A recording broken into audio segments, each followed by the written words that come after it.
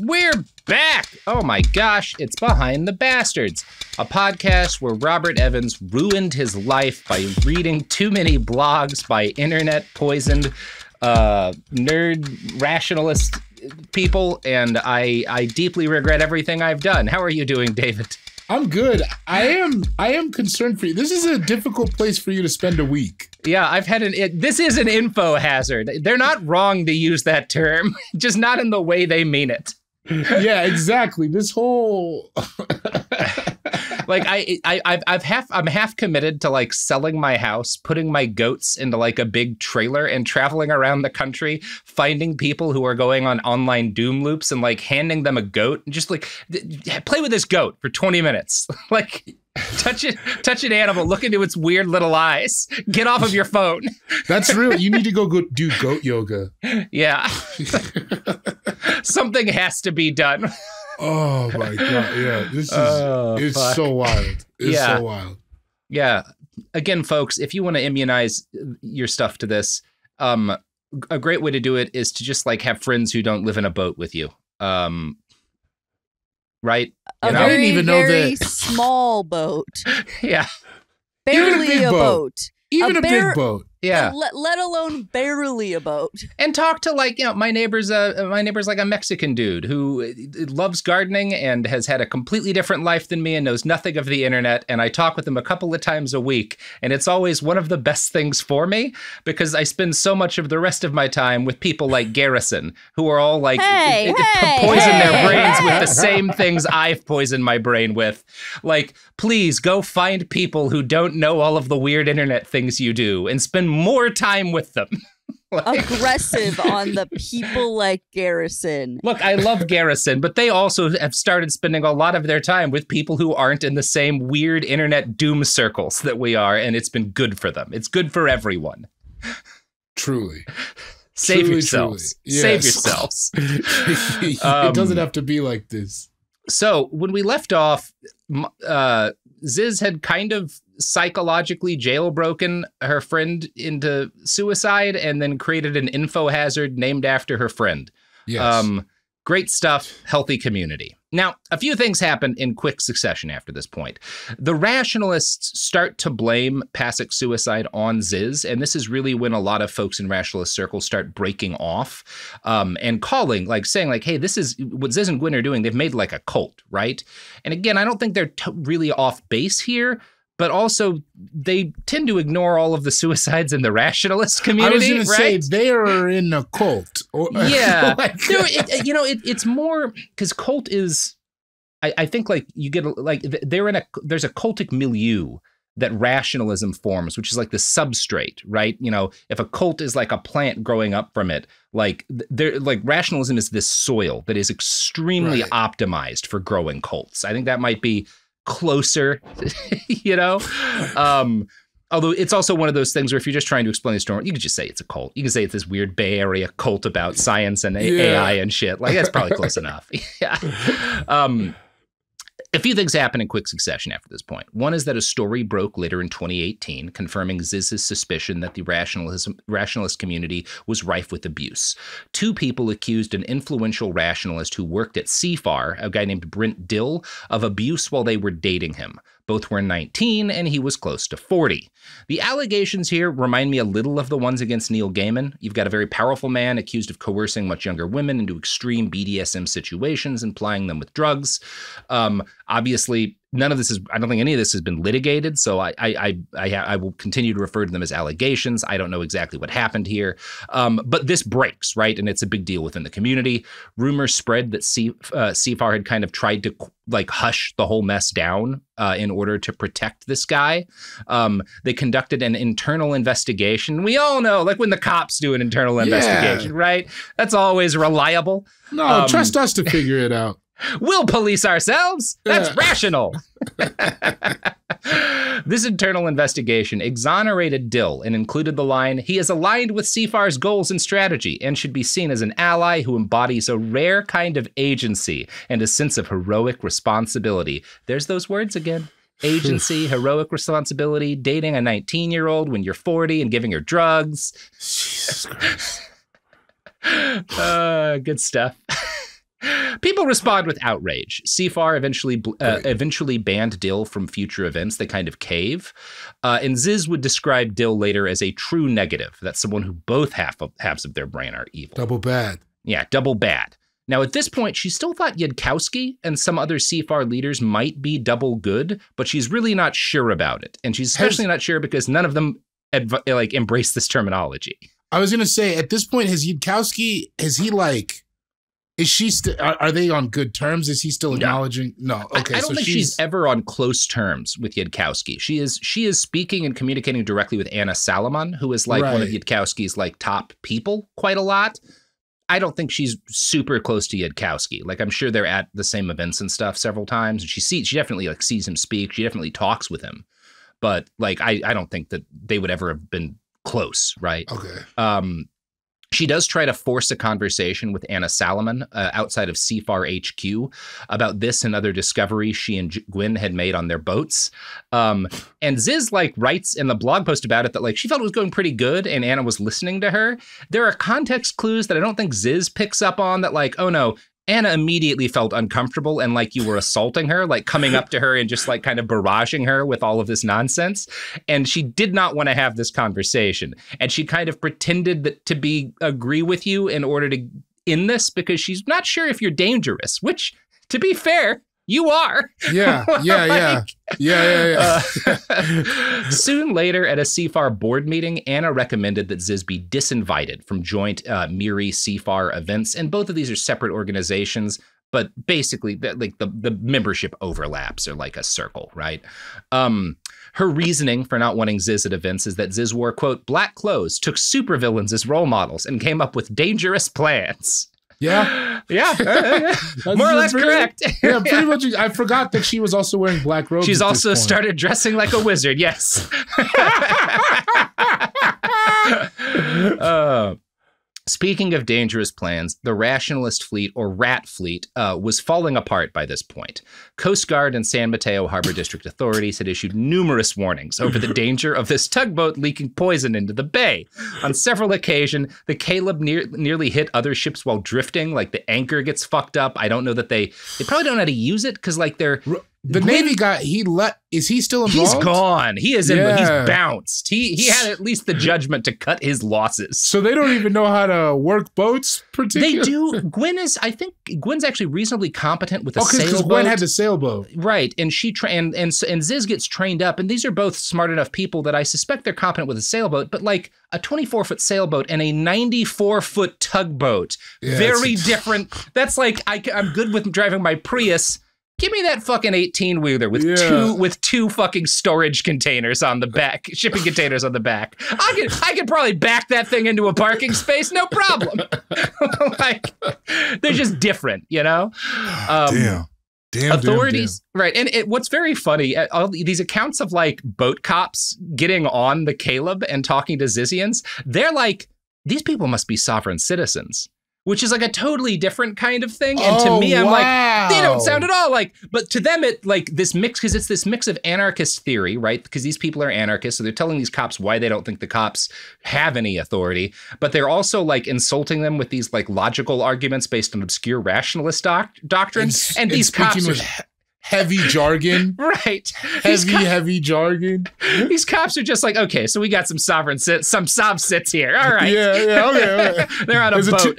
It's a 284. Now we know what to do. Yeah. And again, this is like the Bay Area. I think cops in the Bay Area are a little, especially since they're all white, more used to dealing with like people who are clearly like eccentric, right? Yes. Than maybe like if this had happened in another city. So there's not really a conflict yet. The cops are just being like, hey guys, and to be fair, the boat is leaking diesel into the bay. Like, see, it is a problem, right? That's a net negative. Yeah. In 2019, another scandal hits the rationalist community. The story broke that a former employee had blackmailed the company over a dispute and used donor funds to pay. This got stacked on top of the scandal that Dill had just created. And as Ziz and many of her comrades saw it, the issue was not whether this employee had been mistreated, but that MIRI hadn't made the proper timeless decisions to ensure they couldn't be blackmailed. Per an article for the Rolling Stone, quote, in their view, this not only represented bad decision theory, but called the organization's entire existence into question. In other words, it's not whatever happened with this employee. It's that you didn't make the timeless decisions to make it so that anyone would be scared to try to blackmail you because they'd know that your response would be so intense.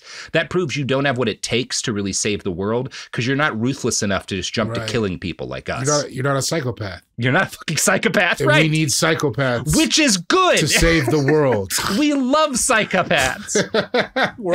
We aspire to it. And one of the big problems within the rationalist community is people talk about different mental health conditions as if they're like tools in a toolbox.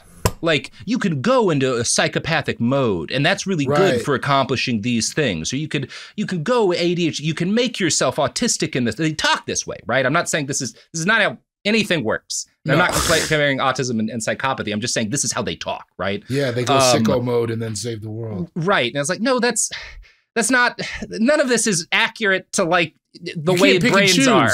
Like, that's just not how anything works. You can't just be like, I'm going to turn off my autism today. I got some shit to do. No, that's not how it works. And some of this is downstream from how I think online discourse has damaged the discussion of mental health because people sometimes do talk about it like Pokemon, you know? Very much so. I think there's some issues there that do... Anyway, and a lot of this is, it's just, this soup is not exclusive to Ziz. So Ziz is banned now from Miri CFAR events, and her whole crew is increasingly radicalized against the organizations. They have also, it's both where like CFAR has good reason to not want Ziz around, but also most of Ziz's complaints about rationalists like CFAR and Miri are very valid, right? Like, yeah.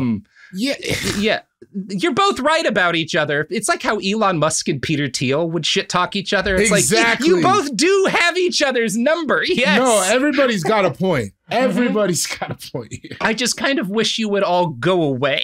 Yeah. In November of 2019, CFAR held their annual alumni reunion out in a chunk of the California redwoods down the stream from the street from the Bohemian Grove. The road that passes is literally the Bohemian Highway, right? This is like, for an idea of how much money there is in mainstream rationalism, right? They are having their big party next to Bohemian Grove.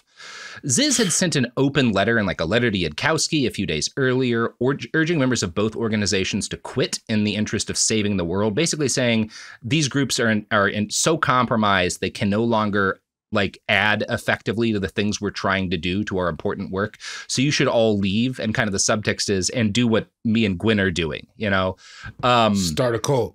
So on the day of this event, Ziz, Gwyn, and two others in their circle drive up to this location out in the woods with a box truck, a shuttle bus, and a Prius, and they block the entrances and exits of the venue with their vehicles. Oh, wow. Then they jump out wearing black robes, Guy Fawkes masks, and black gloves. Now, this is not a violent protest.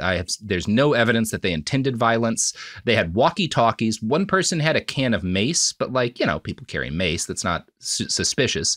And all they're trying to do is distribute flyers, laying out their case against CFAR and Miri. But they have blocked the entrances and exits, and they talk like Sith wizards, right? So everything they say sounds cryptic and kind of threatening. And they're wearing black robes. And they're wearing Guy Fawkes masks. The police get called immediately. And as best as I can tell, it does, maybe I'm wrong, it seems like the CFAR Miri people knew, because there's send out an email saying, hey, maybe don't come, or if you do, just note that these weird people are here. But the venue owner, the people running the venue, call the cops, is what it seems like happens. There are different allegations here. I don't precisely know, but for whatever the case, two false pieces of information are given to the cops when they get called.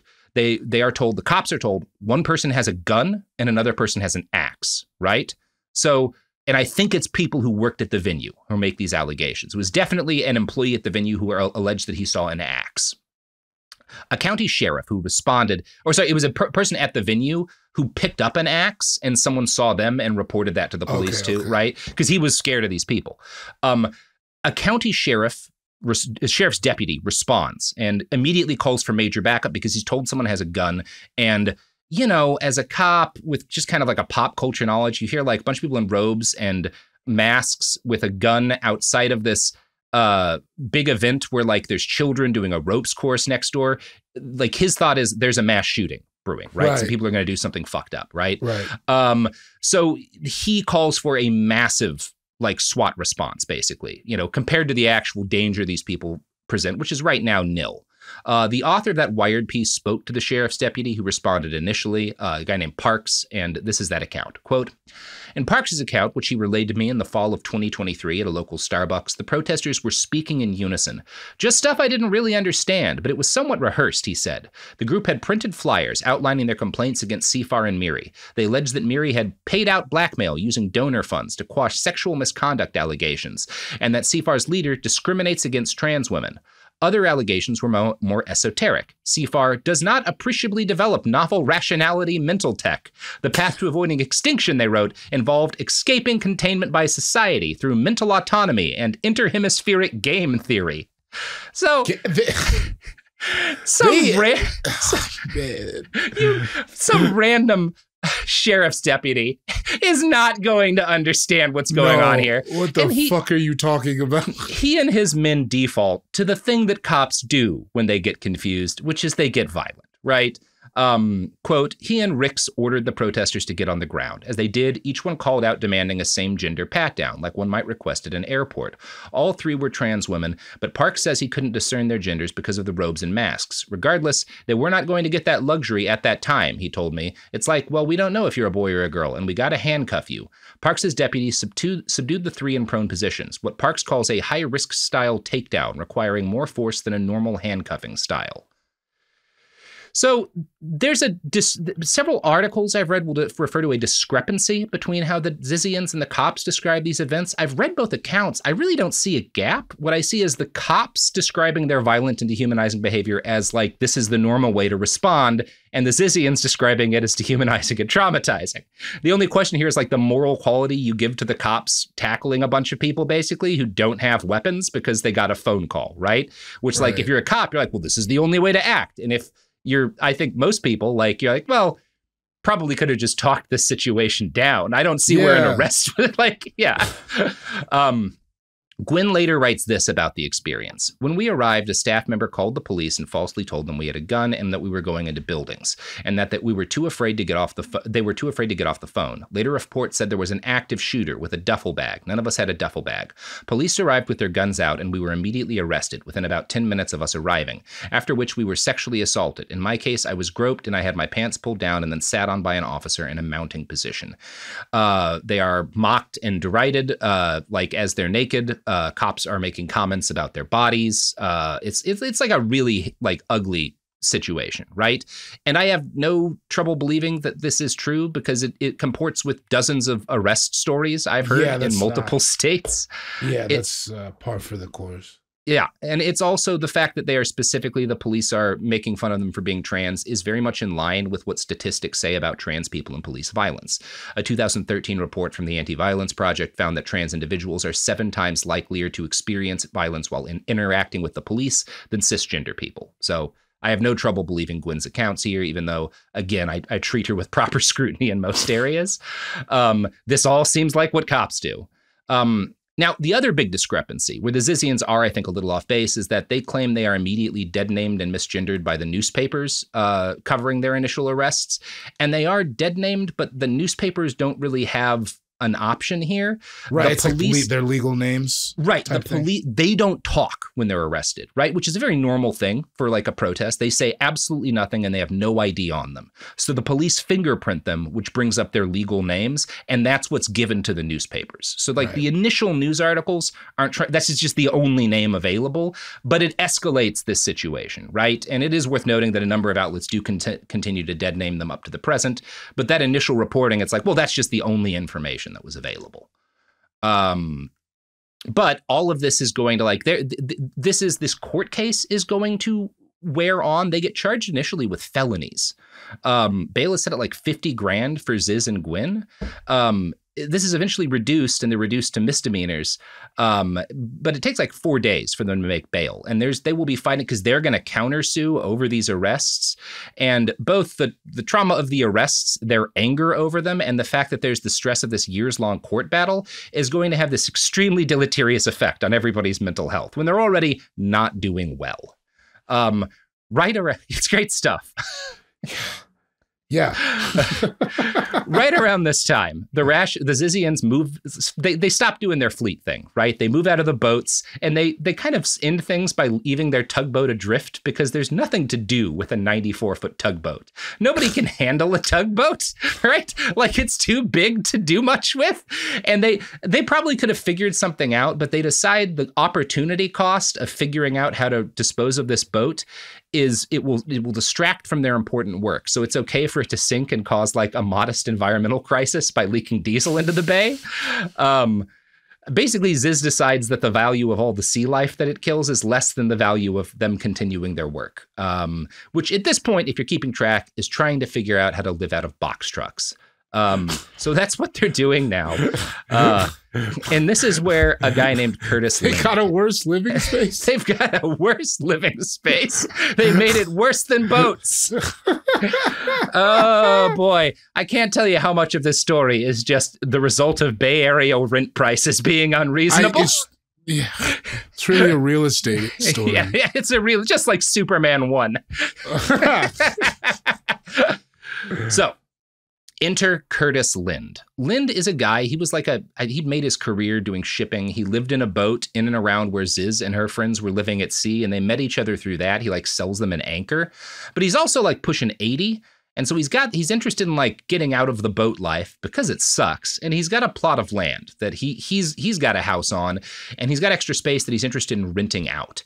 There's not like full houses, but there's like some shipping containers and I think like some RV, like a busted RV or whatever. And he's got like some power and water hookups. Here's how his son, Carl, described what his father wanted to do with this place. He just wanted this as a place to let artists or woodworkers, electricians, to be able to come and live in a little trailer and have a container where they could work and put their tools and have a safe place. So again, depending on how you're looking, he's either trying to like have a cheap space where like, you know, artists and the like can afford to like survive and have little working spaces, or he's trying to be like a punk slumlord, right? And I mean, the line is thin, right? The line is thin, right? The line is so thin. Mm-hmm. Speaking of a thin line, the sponsors of this podcast are the thin line keeping society safe from me not having enough money to live in a boat. You know, or this is why I have enough money to live in a boat where I would go crazy. 100%. Great. Yeah. Or a box truck. Or a box truck. To live in a box truck. The joy. The glory days. Yeah, we're back. Box truck. We're talking about how good it is to live in a box truck. Good stuff. Do we know roughly how big the group is at this point?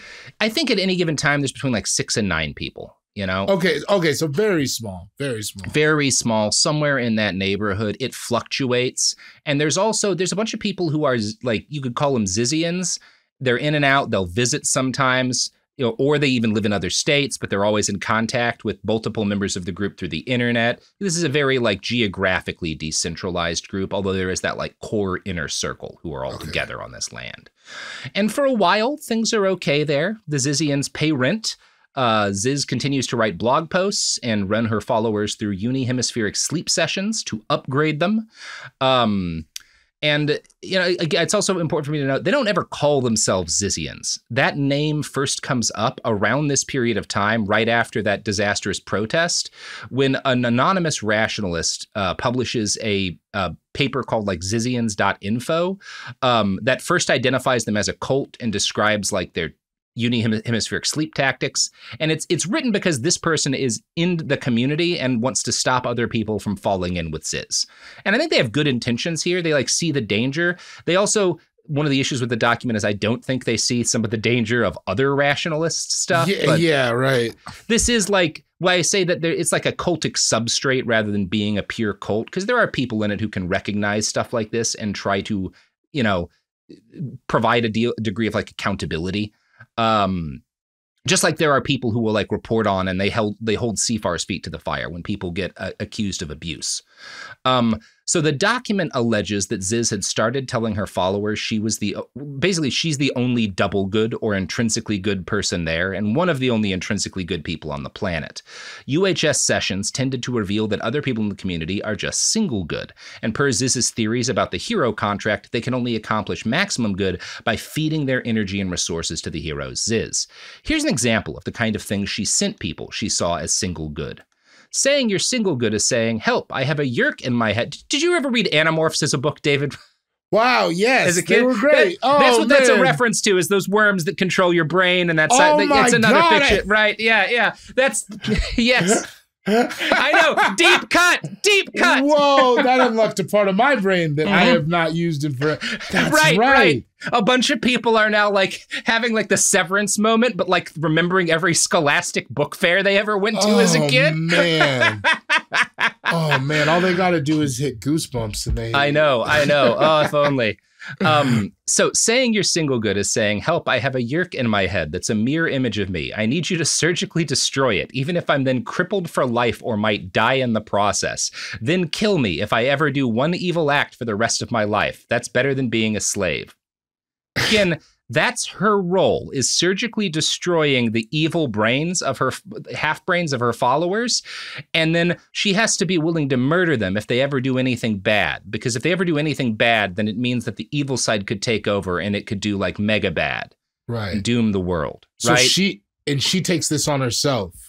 Yes. And also, I mean, she's going to have other people do the killing, basically. But like, yes, this is what she's saying is the stakes, and this is how she sees her role within the community, right? And I think at this point, that's pretty cult leader. That's pretty cult leader. I think we've crossed over. I think we're probably crossed that KT boundary, right? Yeah. Box trucks saying you got to kill some people. Yeah, saying you got to murder people because they're the devil, the yerk inside their brain. Yeah.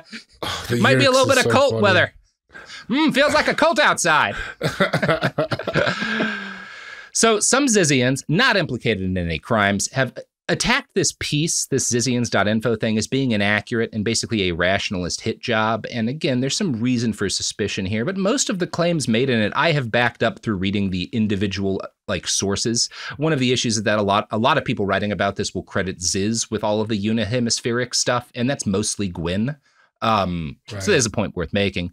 Around this time, a woman named Jamie Zajko started living nearby with her girlfriend, Alice Monday. Both are rationalists that are interested in Ziz's ideas. Alice and Ziz have been in contact for years. And in fact, Alice, because she's an older, more established rationalist, when Ziz was kind of new to the community, had sent Ziz an article on the Gervais principle for the first time, which had spawned her ideas about needing to jailbreak people into psychopathy. And at varying times, Ziz would claim Alice as a mentor.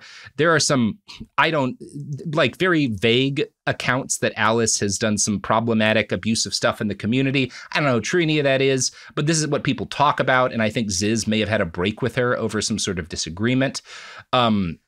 Because it seems like, from what I can tell, Jamie, who is dating Alice at the time, is in direct contact with Ziz and interested in her, but also is not communicating with Ziz under her real name. She is making a bunch of sock puppet accounts on her blog, and she is specifically commenting and trying to engage Ziz in different conversations, pretending to be multiple different people to quote-unquote sabotage the hold she believed another woman in the community, Emma Borhanian, had on Ziz. And Borhanian is that former Google engineer.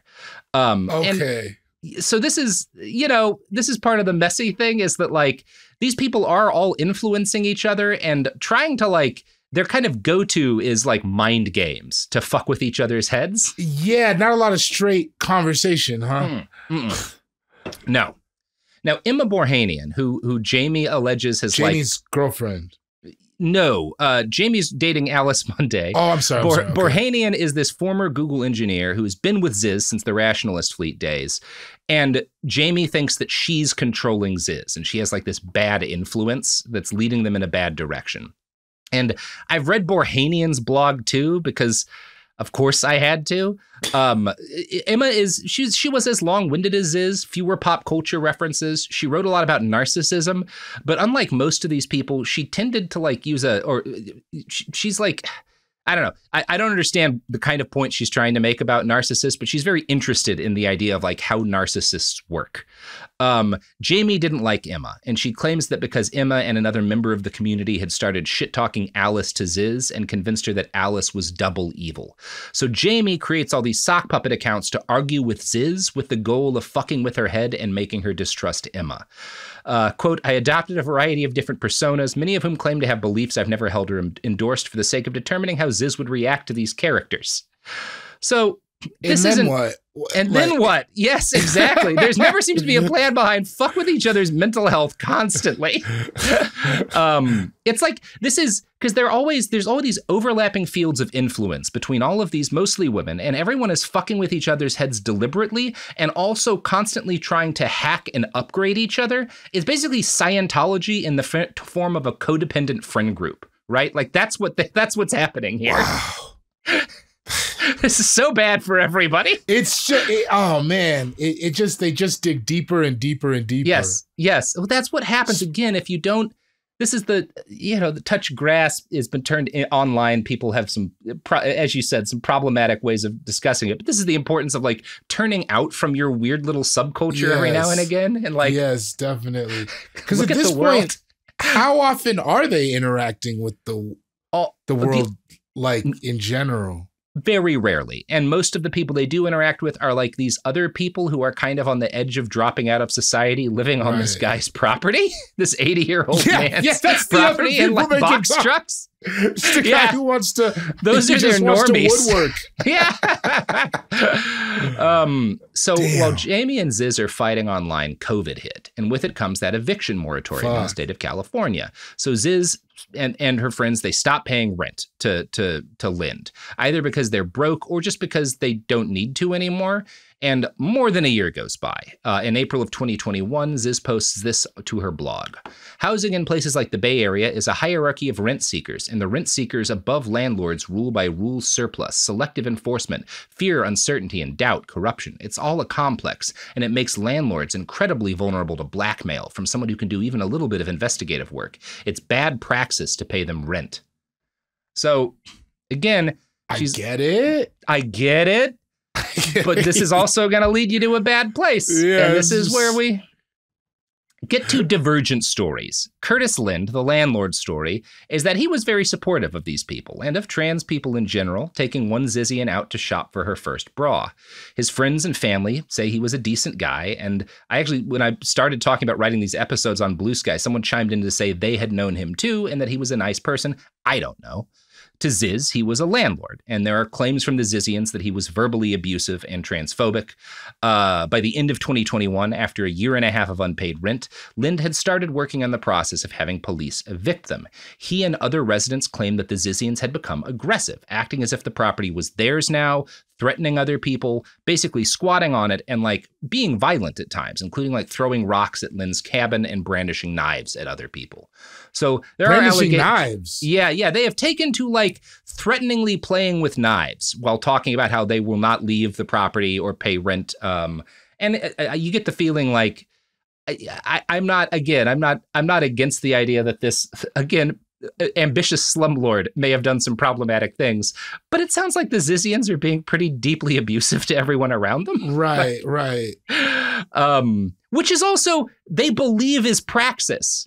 Is like these other people who aren't double good and who aren't aware of the great work. They're not working towards the cause. They're acausal is the term they're used. Their lives don't really have value. If you're not working for the cause, Ziz earlier will decide it's not like they're doing outreach, right? It's not like they're trying to convert their neighbors or anything like that. They're trying to convert rationalists, but they don't care about these weirdos living on the property with them, right? Right. And again, remember, like Ziz had earlier decided that it would be worth 4 human lives for her to like she would kill 4 people to get a shower before work, right? Basically. Oh, with the ants, yes. Yeah. So these people don't have a lot of value for other people, right? Now, the court case over the protest arrests dragged on, and in November of 2021, Ziz and her friends who'd been arrested filed a countersuit against Sonoma County, as well as several individuals associated with CFAR and the venue. By the time 2022 starts, the pressure is on for Ziz and the people living with her to figure out what they're going to do next. They do at some point work out a deal with Curtis, where'll give them a little more time to fix their RV if they promise to bounce as soon as possible. Ziz is no longer actively adding to her blog, but she's still responding to comments and communicating with other sympathetic rationalists regularly. She becomes much more focused in her writing in this period on vengeance, violence, and death, as do others in her community. Per Wired, quote, Lasota and others wrote of vengeance against the timeless decisions of others. If you truly irreconcilably disagree with someone's creative choice, i.e. their choice extending arbitrarily far into the past and future, ultimately your only recourse is to kill them. One Lasota ally wrote in a long blog post citing Ziz's philosophies. In the comments, Lasota wrote, I am so fucking glad to finally have an equal. Damn. Great stuff. In spring of 2021, one of the Rationalist Fleet veterans close to Ziz, Jay Winterford, who went by the name Fluttershy, killed themselves. Winterford had written about seeing Ziz's techniques as a way to deal with his childhood trauma, and Lasota wrote on her blog about her repeated attempts to fix and upgrade him. Now, Ziz wrote about this person and calls him a death knight. And as best as I can tell, a death knight is a Zizian term for someone who snaps and murders a bunch of people. She calls Hitler a death knight, but she also uses the term for mass shooters. And she claims Winterford, quote, tried very hard to convince me and then us to join them in service of the goddess of rape and death, straight up declared intentions to kill us, did a bunch of horrible shit, like said they were going to do even more horrible shit. I spent about 7 months, most of every day, in a desperate and mutual mental battle, trying to get in their head, somehow understand this death drive thing I couldn't simulate in my own mind that made no sense, and outpredict them like all their lives in the world depended on it. And basically, this person's talking about doing like a mass shooting or some other terrorist attack against the rationalist community in Ziz's name. And Ziz claims that she's like spends 7 months trying to stop them from doing this. And then finally they just kill themselves rather than killing anybody else. And again, Ziz frames as like their heroic battle to stop this person from murdering other people and damaging the cause. But like, I don't know, maybe like this person needed professional help when they started talking about wanting to do a mass 100%. Killing, wanting to murder a bunch of people. Maybe they needed help, like not your help. I don't know if anyone needs Ziz's help. No, Ziz does not even need Ziz's help. No. And she weaves this person's death into this this messianic hero's journey for herself, posting this in the summer of 2022. Since posting this, I have been tortured, survived 7 assassination attempts, 3 more attempts to do me permanent bodily harm. 4 people individually decided they had the sole rights to be my death-love arch-nemesis, as if they'd be alone. Accidentally exposed myself to 1/100th of my hell, and 1 committed suicide. Others utterly mentally cracked. No one knows what she's talking about with these assassination attempts or anything. This is all just... Someone may have given her a mean look at a grocery store, and she decided, right? Like, that's the mindset she spins out. Yeah. Right. Yeah. Rationalists who had declared Ziz a cult leader considered all of this further evidence that she was dangerous. Again, rationalists also convince people to kill themselves via logic traps, but like they're not wrong to point this out. Now, I brought up Jamie Zashko and Alice Monday a little earlier. They had moved out of the Bay in late 2020 and headed to Vermont, where Jamie, who had some family money, bought land and a gun. In February of 2022, she made a blog post with the subtitle, I trolled Ziz and now she wants to murder me. In it, she talks about how she made all these fake accounts, and in late 2021, she and Ziz finally start talking under their real names. And Ziz talks about these trolling messages from the fake accounts Jamie had made and said that they really fucked with her head. And so Jamie, who's starting to view Ziz as a friend, comes out and admits what she did. And Ziz responds by saying the only way you can make this right is to murder your girlfriend, ex-girlfriend, it's a little unclear, Alice Monday, my old mentor. You have to kill this person for me in order to make this right. Here's what Jamie writes. During our last phone call, Ziz informed me that the only way I could gain her trust and make up for what I did was to murder Alice, preferably sometime soon. Ziz helpfully suggested I use a gun with a potato as a makeshift suppressor, and that I might destroy the body with lye, and then told me that after I should video call Ziz and show her the body before I destroy it, so she could get proof positive that I'd really done it. And if I didn't do it, Ziz planned to drive across the entire continental United States to murder me. Great. The die is cast. The die is cast. Now, shit. Jamie says that Ziz wants Alice dead because she thinks Alice is a mentor, and she's got this whole Sith thing going on. So she's like, guess what? The Sith always kill their mentor, so I have to kill Alice, or I can't get powerful enough to save the world. Great.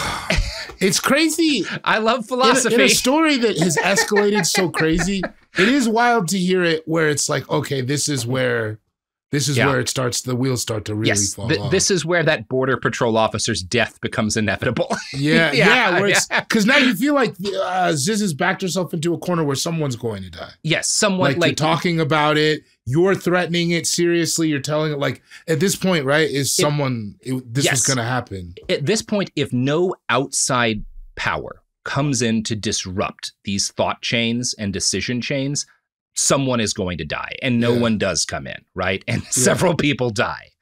I mean, how could someone rationally even? How could someone even get there? It's so insular. You think about something like 5150, this Fluttershy person, right? Or 5150 Ziz. Does that make it better? Probably not. Probably just makes them even more paranoid and angry and convinced to do violence. It becomes the 11th assassination attempt or whatever. Yeah. I don't know how you fix this at this point. No, I think it might be too far gone. Yeah, I'm sure there's some possible way that this could have been fixed, but it's not clear to me. And who would be the person? Who does it? Right. Who would be the person to do it? Maybe get George Lucas in there. George. Yes. Hey. Oh my God, that's so. Some ladies have taken your movies way too seriously. We need you to fly out and talk them out of committing murders. This is gonna sound crazy. There's a bunch of people in a box truck wanting to kill in your name. Yeah. Or Ricky Gervais. Ricky Gervais. Get Ricky Gervais and George Lucas on a fucking chopper. Get them in here on a Blackhawk. They gotta talk these people down. Oh, shit. Oh, fuck. Oh, man. It's so funny. Just a week later, George Lucas is completely in the cult. He's wearing all black. He's living in a box truck. Oh, no. So he's writing, it's not even fan fiction, he's writing canonical Star Wars. He's writing canonical Star Wars stuff. Canonical rationalist Star Wars. Ponder that. And ponder these ads, my friends. We'll be back with more. So we're back. Now, Jamie is one of the few people who is like as good at manipulating Ziz as Ziz is at other people in this community. High mana. Ziz is like, hey, look, very high mana. Ziz is like, look, I'll have to kill you if you don't kill Alice, and I'll do it because it's a timeless decision. Jamie counters in a very effective way by saying, like, making a blog post saying, Ziz said all this. I am not suicidal. If I die, it's her. And also letting Ziz know, quote, I have friends who will avenge me. Murdering Alice or me now is tantamount to committing suicide by proxy.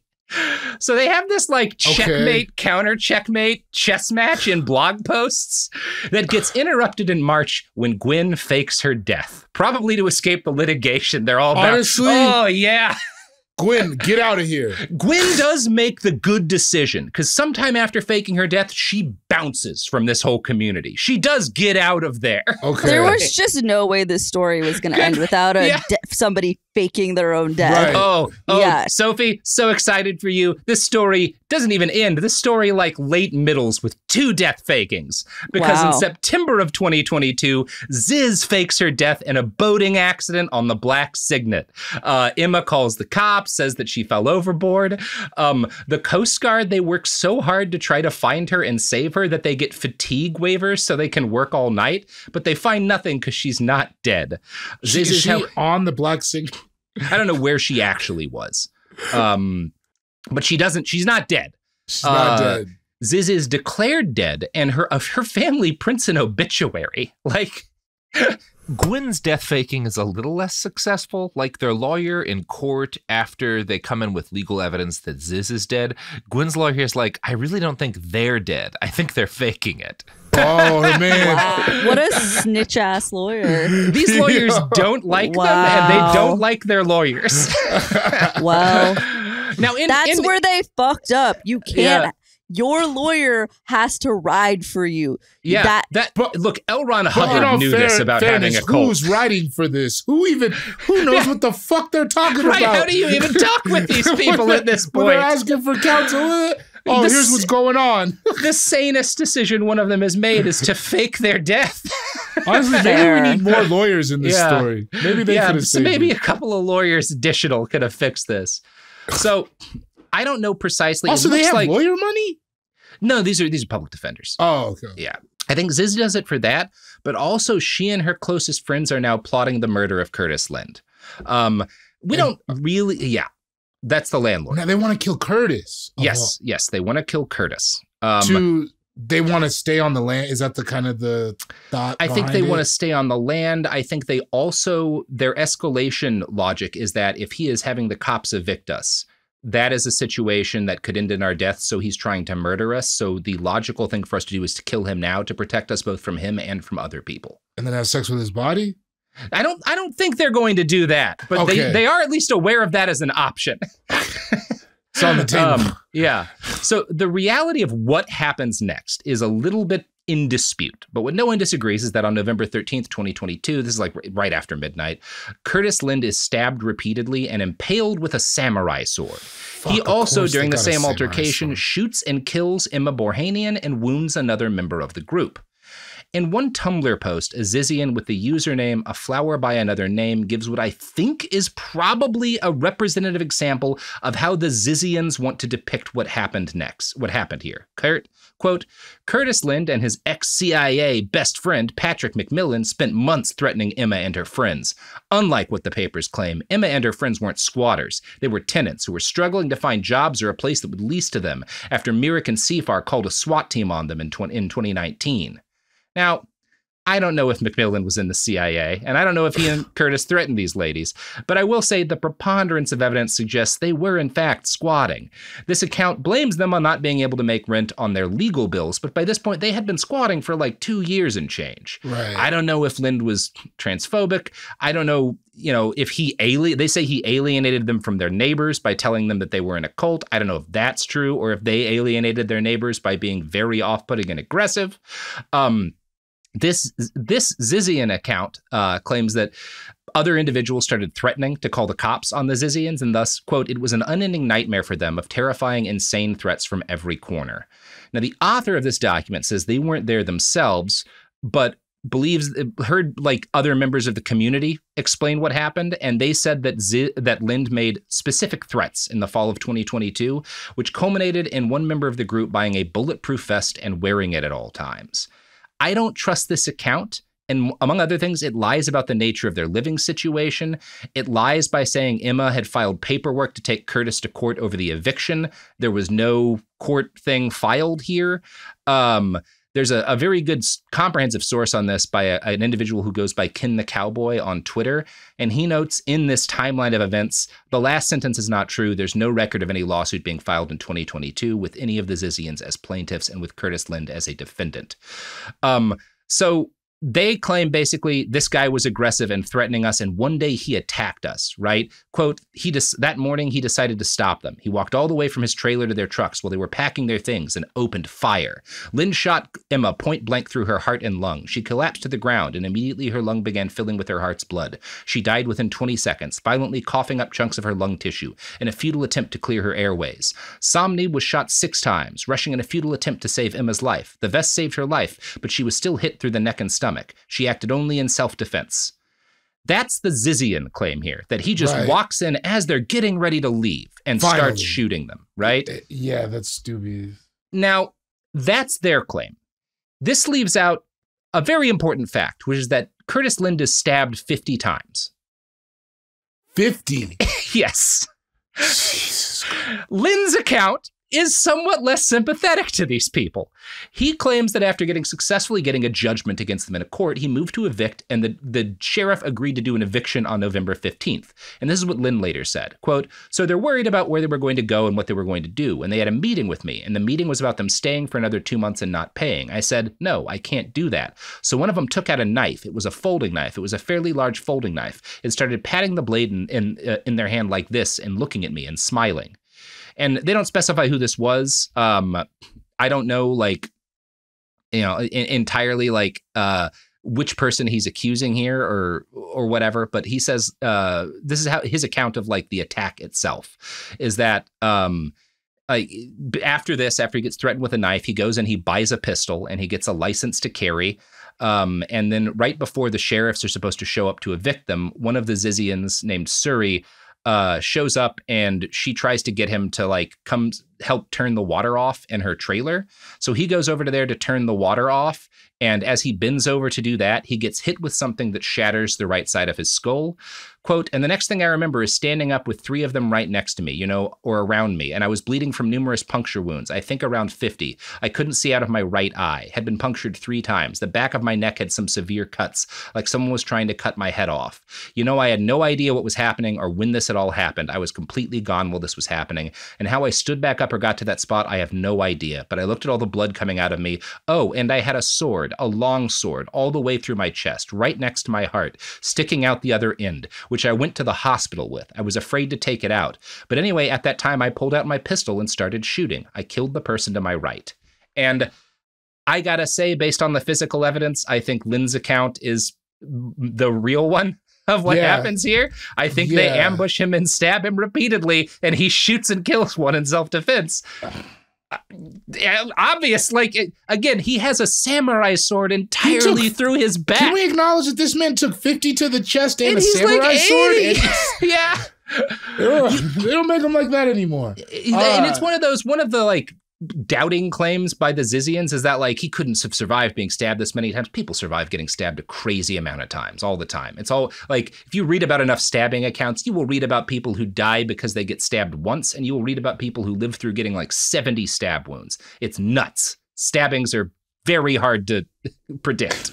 Tricky. Yeah. It's also so worrisome because now they've done it, right? They've crossed that line. They've crossed that line, and one of them has died. Right? Yes. So the stakes are as high as they had always thought that they were. And when the box trucks are cleaned out after they get arrested, the ones who had carried out the attack, because Ziz is on the property, and I think Gwen is too still at this point, but Ziz does not participate in the attack. And like, cops recognize Ziz and know that she's faking her death and don't arrest her, which is one of like the weird things. Like, the cops they're familiar enough to know that. Yeah. I think this is that, because like, they've been called before because of these people. Right. Yeah, I think they're aware of who she is, but just don't do, even after this mass stabbing shooting, like, again, the cops just don't do their jobs also as part of this story. It's also worth noting that when after this arrest, when like their box trucks are being cleaned out, they find containers of lye, which, Ziz had talked to Jamie about dissolving bodies in lye. That's probably what the plan was with Curtis. My guess is that's certainly what Curtis gets convinced of. Now, my thinking, and this is not proven. I'm sure courts will try. We'll see how well they are able to do this in a court. My suspicion is that Ziz orchestrated this attack and convinced her friends to do it, or convinced them to convince themselves to do it, and justified it using the same escalatory logic that they used on everything else. On her blog, when discussing theoretical acts of deadly violence, Ziz referred to what she called Quirrell's algorithm from the Harry Potter rationalist fanfic these people all love.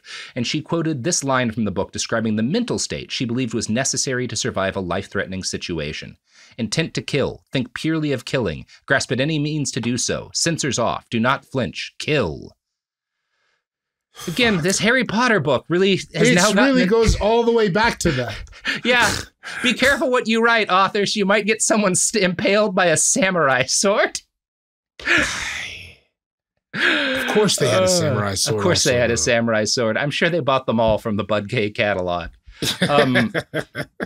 So Ziz had also written in late 2021 in a comment on her blog, I get so many people lining up to commit suicide by Ziz. And then she hyperlinks to the wiki for suicide by cop. And her meaning is that anyone acting in a way to like harm her or her goals is killing themselves because she has to kill them now, right?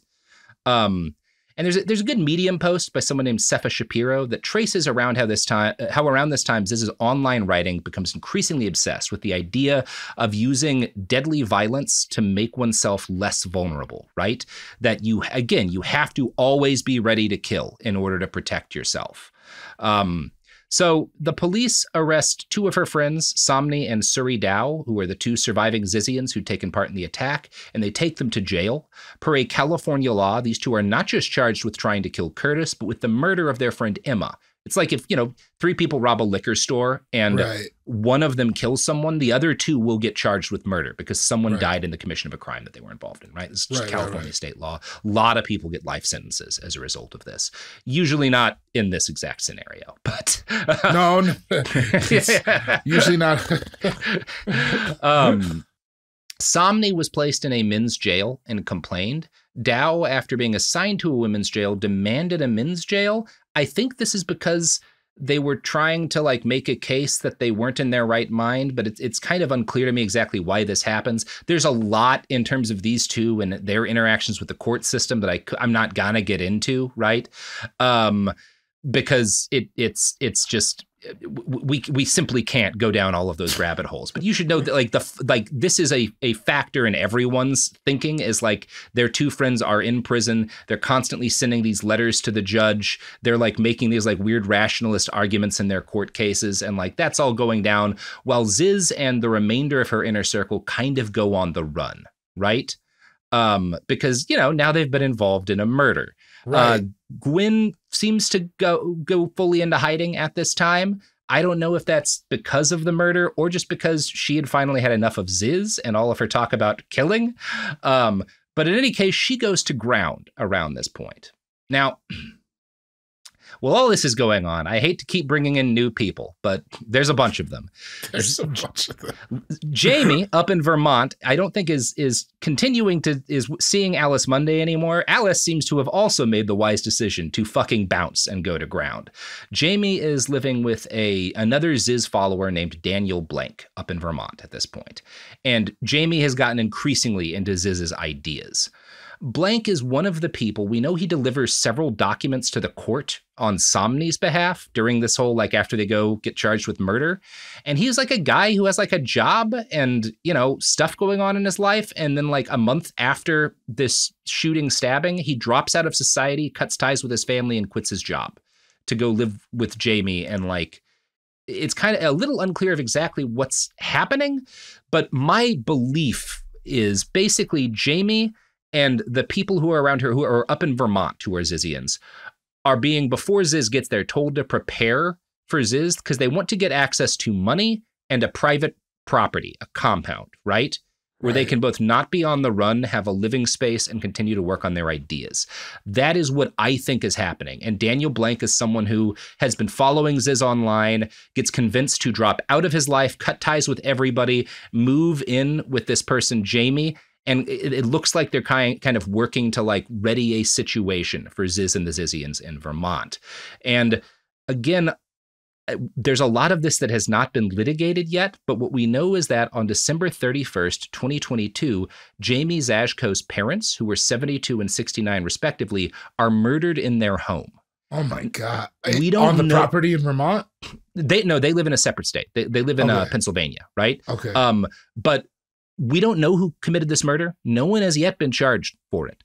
Unlike in the Lynn stabbing, we do not have an obvious explanation. There is a ring video that shows an unknown vehicle pulling into the driveway, followed by screams. Some investigators think they hear someone yell "mom" before another person yells "oh my God, oh my God." But other people who have viewed the recording say it's unclear if that first word is "mom." I have not seen this recording, so I can't tell you what's accurate. But Zajko's parents were worth several $1 million and had a sizable estate to inherit. Yeah, you said that she had bought the property initially off of family money, right? Right. She's got some amount of access to it, right? And her right before these people are murdered, Jamie's mom messages with Jamie earlier that same day about savings bonds that Zashko is due to receive.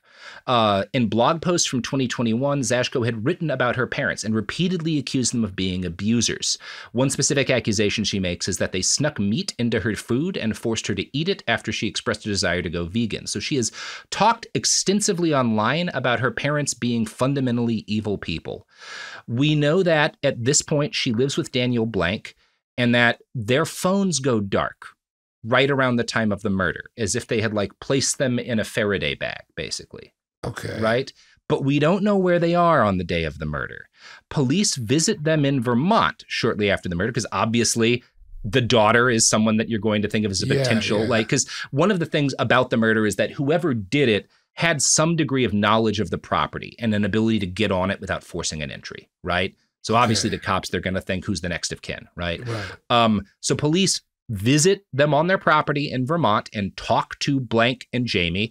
They ask if she has a gun. Jamie says yes, and she shows them a handgun that she owns that is the same caliber as the one used in the shootings. Now, that doesn't necessarily mean much. It's a 9mm, ton of 9mm on the fucking right? There's one thing the cops will point out is that Zashko owned the same type of bullet, the same make of bullet as those used in the shooting.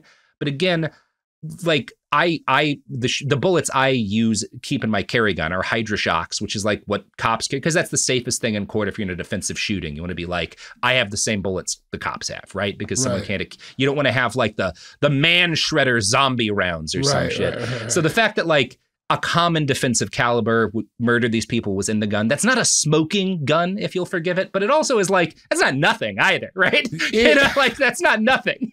Right. What means more is that Jamie is now the full beneficiary of her parents' estate. And while she has not been charged, an attorney for Pennsylvania has filed a potential slayer statute issue, which is a law in Pennsylvania that you can't inherit someone's stuff if you kill them, right? But again, they haven't been charged. There's a lot of suspicious shit about this. She also lies to her relatives, claiming she couldn't have driven to Pennsylvania from Vermont because she didn't have a working car, and we know she did. So, you know, yeah, it's very suspicious over here. I don't think it's unlikely that she may have been basically tasked with killing her parents to get access to her money for the cause, their money for the cause, right? That's kind of my suspicion, you know? And she was partly told it was okay because they were abusive. And so like, you maybe have to do this in order to protect yourself and other people from abusers, which is a kind of logic they have too. On January 13th, right after midnight, Pennsylvania state troopers raid a hotel near the Philadelphia airport where Blank and Zashko are staying. A Vermont judge had issued a warrant for their home, but police had not found the gun they believed was the murder weapon. They touched that weapon when they're in Vermont, but they don't have a warrant for it, right? So they don't get to take it. Zashko was detained and would have been the only one detained if she hadn't shouted to hotel staff as they're taking her away, "Tell Daniel in room 111 I'm being arrested." So the damn, great, smooth. These rationalists and their brilliant crimes. The cops obviously get interested in this, and they recognize Daniel's name, and they find on surveillance footage that she has handed a bag to him outside of his room in the night before, right? And they recognize his name because they'd visited Zashko and Blank in their Vermont home. So they get a warrant for his hotel room and raid it like an hour or two later. Blank is found in the bathroom next to a blonde person dressed in black. This is Ziz. So... Oh. Right. Yeah. An article by the San Francisco Chronicle explains what happened next. Blank put his hands behind his back and walked out of the room, obeying police commands, but Ziz did not do any of that. He had his eyes closed, a trooper testified, using masculine pronouns. He would not speak. He was just laying almost unconscious or as if he was dead on the ground. He had to be carried out. And again, this is misgendering. I don't know if it's intentional or if Ziz was like acting and like portraying themselves as masculine because they're on the run, you know, at this point in time. That's not actually clear to me. Whatever the case, Ziz is taken into custody and charged with disorderly conduct and interfering with a police investigation. A 9mm handgun was found in the room along with ammo, $40,000 in cash is found in Zashko's Subaru. And again, she doesn't get charged with murder. They let her out very soon, and she just leaves. The cops are shocked because they have to give her back her car and the 40 grand, which she abandons. She and Blank just leave the car and $40,000 in cash. I don't think they're making good decisions at this point, is my only explanation for you, David. How? Maybe it's that they're thinking like, well, they put a tracker in the money. They'll track the car. It's not safe to have any of it. I don't know why they're making this decision, but it's very weird, right? Now, during this same time, several other Zizians are at least suspected to have been coming in and out of like Pennsylvania during the area around the murder. It is unclear how many people, if the Zizians killed this husband and wife, it's unclear how many of them were there. And again, no one has been charged. But it's at this point that another Zizian enters the playing field. Yeah. This person goes by the name Ophelia. They are a German citizen. They have like a legal residency in the U.S. Their last name is Bockholt. They used to work at Jane Street, which is where Sam Bankman-Fried worked. They're a quant trader, right? So this is someone functioning at a high level of the finance industry who like drops out of their career and life to go to Vermont. Hours, like really, like they fly in like right before the murders. That's such a troubling theme about this whole thing about how many of these people really do integrate in a major way. Like it's not just like fringe people. No, these are people who are successful in their other lives, but they're lacking. I think a lot of this is just that desperation that is also core to like fascism's appeal, to feel like a sense of heroism, like I am part of a heroic struggle. Right. People are very vulnerable to that. And even if you're making the money, if you're succeeding at a tech company or in finance, but it all feels empty to you because it kind of is, if someone's like, you can save the cosmos. Yeah, here's a cause. You'll give up your whole life in order to do that, right? Yeah. So Blank and Zashko are released in short order. As I said, they get out of jail quickly, but Ziz stays in custody for a while. And bail is set, I think, at $50,000 initially. Are they aware of the fake death and everything at this? Yes, they are aware she has faked her death. California shows no interest in sending police out to get her, which is like, it is a crime. This is, the bail is set very high for 2 misdemeanors, and police justify it in like the court documents by saying Ziz had recklessly created a dangerous situation by making the police move her. Per that argument, that article in Wired, quote, behind these arguments and even the charges themselves lay a deeper motive. Unable to charge for the Zashko murders, but suspecting that Lesota, Michelle Zashko, that's Jamie, and Daniel Blank could be tied to them, prosecutors were trying desperately to hold Lesota while the police gathered evidence. Obviously, you realize we don't give a shit about this case, one local official familiar with it told me. What they were interested in was Lesota's involvement in the homicide.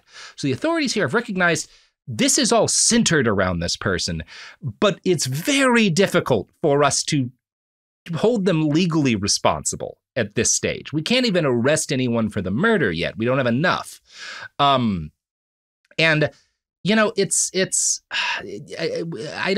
not going to, again, pretend to know precisely what happened, but I think it's pretty clear Ziz probably gave the order to do this killing. Yeah. Or everyone using her logic talked themselves into, well, this is the only way to further our crucially important work, is we need the money that these abusers are selfishly keeping to themselves. Ziz's bail is eventually reduced. She winds up in the wind immediately. Like the authorities are like, she's got to immediately bounce and we'll lose her. And that's exactly what happens. Yeah. Zashko and Blank, it's kind of unclear exactly what they do initially after this, but we know Jamie reaches out to her aunt and begs for help. And her aunt is like, did you kill my sister? And Jamie says no and blames the murders on Less Wrong, which is Elieser's like blog. So she's blaming the rationalist community. She claims that she's being targeted and that like CFAR had murdered her parents to like basically make Ziz look bad. A year or so goes by, right? Ziz misses a court date. She never shows back up. We really don't know what the fuck these people are doing for most of this period. In February of 2023... She's no longer blogging either. She's not. No. But she is still said she had stopped. She communicating. was just responding to people. Yeah. And she is communicating with people still, but I think it's primarily through more like direct means. In February of 2023, a community alert is posted by someone named Cepha Shapiro. It warns that, quote, over the past few years, Ziz has repeatedly called for the deaths of many different classes of people. And this post lays out a lot of what I've described in these episodes, but there's still no public awareness of the Zizians. Everything happening here is so weird. The circumstances around the murders are so murky that like most law enforcement kind of shrugs it off. And there's not like a public, these people are so fringe. It's very difficult to even talk about them, right? Yeah, how do you qualify that on the nightly news? Yes, exactly. Yeah. This is all going to change. In February of 2024, Jamie Zashko purchases 3 handguns, I think, from a Vermont gun store. A few months later, in May of 2024, a 20-year-old woman named Teresa Youngblood disappears from her home in Seattle. Youngblood is one of the scattered community of people who still obsessively followed and interacted with Ziz and her inner circle's teachings. Her parents feared that she was in a controlling relationship with someone, and months after disappearing, she applies for a marriage license with another rationalist who's obsessed with Ziz named Maximilian Snyder. Now, like most Zizians, Snyder has a very impressive academic record. He was a National Merit Scholar who attended Oxford University. Then he starts posting on Less Wrong, like all the others. Damn. He is initially a fan of Yudkowsky, but at some point he gets convinced that Ziz's vegan Sith radicalism is the true path. In the summer of 2023, just months earlier, he won $11,000 from an AI alignment contest, and he won that award under his legal name, but he also goes by Audir. It's kind of unclear to me what the situation is there. Around the same time, he tried to raise money for Ziz when she was briefly behind bars. I don't know if this guy, Snyder, if Snyder marries Youngblood because they're actually in love. They had gone to high school together, but I think there may have been some sort of weird legal reason that Ziz wanted them married. Again, very unclear, but they don't stay together physically very long. By January of 2025, Teresa is in Vermont, looking at rural properties for purchase alongside Ophelia, the German quant trader, right? Well, Max Snyder is in like California. And reading between some lines, I think because Ophelia and Teresa aren't involved in any of the court cases, Ziz is using them to help actually scout out and find an isolated compound where they can hide out, right? Like they are doing the groundwork of figuring out a place for them to live. They are acting as the legal individuals who can kind of handle everything for the folks who are legally compromised. Later investigation would show that Bockholt and Youngblood had been living in Chapel Hill, Vermont in a duplex, and neighbors say that several other people also lived with them. These people were always dressed in black and owned a box truck. It is unclear, but I think what happens is after she goes on the run, Ziz starts reaching out to people she'd been in contact with around the world and says, hey, the time is now. Drop out of your lives and come devote yourselves to the cause, right? Okay. And these 3 are the ones who follow, Bockholt, Youngblood, and Snyder, right? Because they all cut ties with their families, with their jobs, and leave home around the same time. While they're looking for rural compounds, Bockholt and Youngblood wind up in a hotel in Lyndonville, Vermont. An employee reports them to the police because they're wearing body armor and other tactical gear, and at least one of them is openly carrying a pistol. Something is very weird here because they're approached not just by Virginia State Police, but by a Homeland Security Investigations officer. And there's evidence that Homeland Security spends like a week, is surveilling them for like a week before the shootout that happens.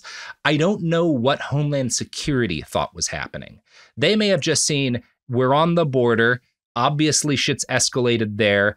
This is a foreign citizen with an American citizen. They're wrapping their electronics in tinfoil. They've got guns. They're driving around being very suspicious in tactical gear. Maybe they just thought it was like some run-of-the-mill terrorism bullshit. It's worth checking out. Right. So they are surveilling these people. And I think Youngblood and Bockholt realize they're being surveilled, right? And that starts that escalatory loop in their head of Zizian logic where, well, if the police confront me, there's only one way to respond, right? Yeah. 2 days later, prosecutors in California asked the judge in the Curtis Lind case to speed up the process of going to trial. He's in his 80s, he's got a bad memory, and he's the only witness of the attack, so they say it's necessary, we need to do this quickly. So the next day, January 17th, before this can happen, before Lind can go to trial, a masked assailant assaults Lind near his property and slits his throat, killing him. Maximilian Snyder, Youngblood's husband, will be arrested days later in Redding, California for the murder. Fuck, because they had been separate. Oh, right, man. Right. So there's like, there's a possibility that Zizian sent. Yeah. After I don't see what now. He hasn't pled yet, at least as of the time we record this, but he sent a letter in jail to Eliezer Yudkowsky trying to make him become a vegan. He also priorities in order. He also claimed, quote, "I am not one of Ziz's friends. Neither she nor her friends endorse me or my words. So far as I know, I speak only for myself as myself for the sake of everyone." Sure. Yeah, okay. Okay, man. You just decided to kill this guy for no reason? Dog, you are. Oh, man. This guy who happened to have a relationship with this very small group of people. Who is this person he has filed for a marriage license with, Youngblood, the day after Lind gets assassinated. Youngblood and Bockholt are heading back from a trip out target shooting when they get pulled over by Border Patrol. Youngblood almost immediately draws her sidearm. There's a shootout. She kills. Now, anytime there's a shootout and an officer dies, a decent amount of the time that officer is like killed by another cop's bullet. I don't actually know for sure if it was Youngblood or if they all start shooting and he just gets killed in the crossfire. I don't fully know whose gun kills him, but she definitely starts shooting. Right? Right. And Border Patrol agent David Mallon dies. Bockholt is killed in the immediate shootout before she can draw a weapon, and both of the firearms used in this shooting were guns purchased by Jamie in early 2024, right? So again, all of these things it's very easy to connect them if you like know all these people, but it takes so long to trace out. For all their talk of murder, in practice, they're not very good at it, huh? No, I guess they didn't plan for this shooting to happen, right? It's just that their kind of escalatory logic made it inevitable. After all this, authorities finally start putting the whole story together. A manhunt is launched, and on February 16th of 2025, Ziz, Jamie, and Daniel Blank are finally caught. After the shootout, they seem to have started living in box trucks again, one of which was registered to Youngblood. Yeah, back to what you know. And again, one of these is Youngblood, like the box truck is registered in her name. They pulled onto a property in Frostburg to camp, and the owner like spotted them and said, "Hey, get off my land." And like Ziz tries to talk this person into letting them stay for a month, but he's like, "No, I'm gonna call the cops. You're in a robe. You're in a wizard's robe. You look like a wizard. I don't need any of this." Ultimately, they all get arrested and charged with everything the cops could throw at them, which is like illegal possession, carrying a firearm, stuff like that, right? Inside the other box trucks, state troopers found Jamie and Ziz, according to the charging documents, dressed all in black and wearing gun belts with ammunition. And that's the situation where we are now. That's it. The story's done. No. Oh, man. Yeah. So this is basically where we are. Ziz asked for pretrial release. Didn't get it. No. Not shocked about that. Quote, and this is from a Seattle PI article. Speaking haltingly, she also requested a vegan diet and said that she was in a mild state of delirium due to lack of food.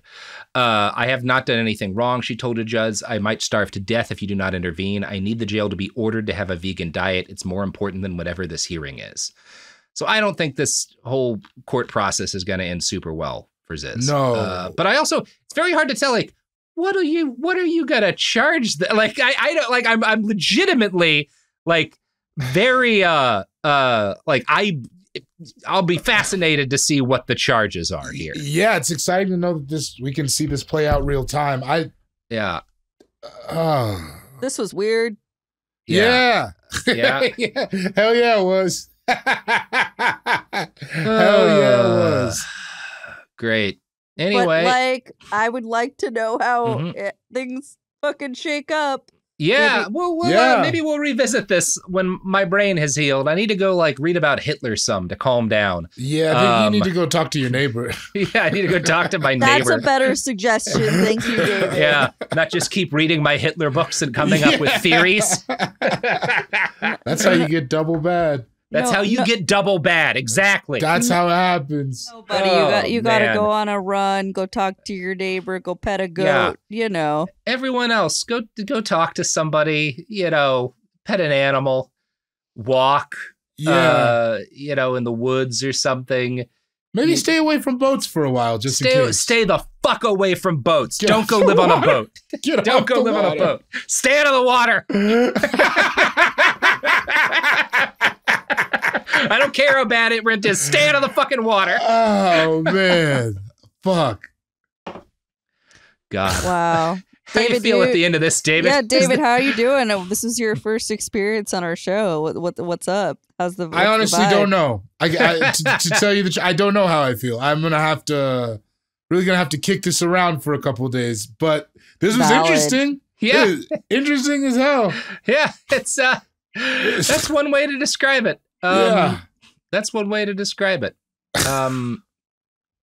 This is a wild time. David, do you have anything you want to plug for the listeners? Yeah. I produced my own comedy special. It's available on my Patreon, patreon.com/David Borie, GBORIE. It's called Birth of a Nation, spelled with a G because that's my last name, and I think it's funny. But check that out. Funny. I have a podcast, My Mama Told Me. I also have one called All Fantasy Everything, where we draft fantasy things that aren't sports. But yeah, check that stuff out.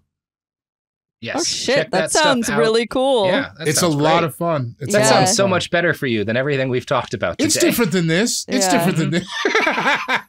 and it reminded me I need to set my fantasy basketball lineup. So thank you, sir. Oh, there you go. Yes. It's time. It's time. Check it out, everybody.